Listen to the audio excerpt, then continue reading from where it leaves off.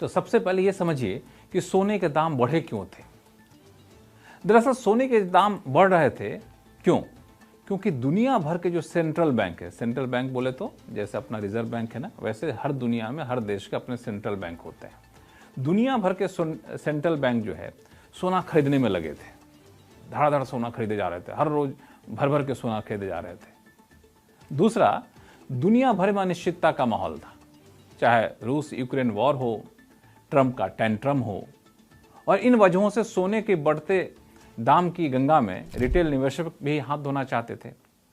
Retail निवेशक बोले तो हम आप जैसे रिटेल निवेशक जो होते हैं, छोटे छोटे से पैसे लगाते हैं। देखिए जब सोना का दाम बढ़ रहा था, हम भी पैसा लगा, हम भी कुछ सोना खरीद ले, हम भी बहती गंगा में हाथ धो ले। और जब तीनों चीज़ें मिल गई ना, तो सोने की मांग काफ़ी बढ़ गई।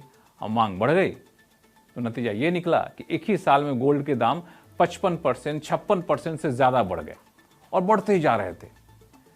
लेकिन ऐसा थोड़ी ना होता है कि दाम बढ़ने शुरू हो गए तो बढ़ते जाएंगे, बढ़ते जाएंगे, बढ़ते जाएंगे।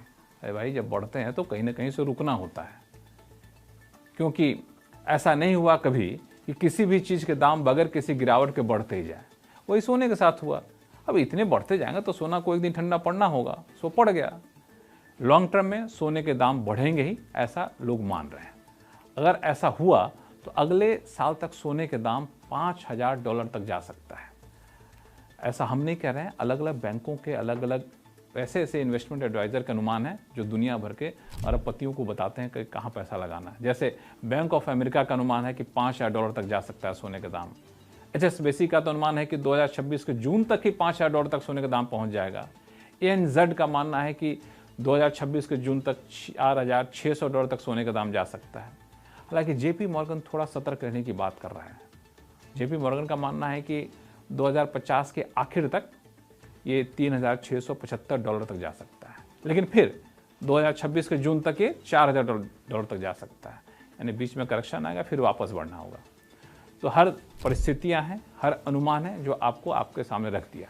अब इतना कुछ जानने के बाद अब आप समझ गए होंगे कि सोना आपके पास है तो आपको करना क्या है। सोना खरीदने की सोच रहे हैं तो आपको करना क्या है। अगर समझ गए हैं तो जाइए, झटपट लीजिए और अपनी समझ जो कहती हो वैसा कदम ले लीजिए। ऐसा नहीं है, ऐसा बिल्कुल मत करिएगा, क्योंकि जो मैंने आपको समझाया, जो आपने समझा, वो आपकी मूल बेसिक जानकारी के लिए है। आप जो पैसा लगाने जा रहे हैं सोने में ना, बड़ी मेहनत से आता है। इसलिए सबसे पहला काम किसी अच्छे इन्वेस्टमेंट एडवाइज़र से सलाह लीजिए और फिर कदम उठाइए कि सोना जो है उसको बेचना है या फिर सोना और आपको खरीदना है।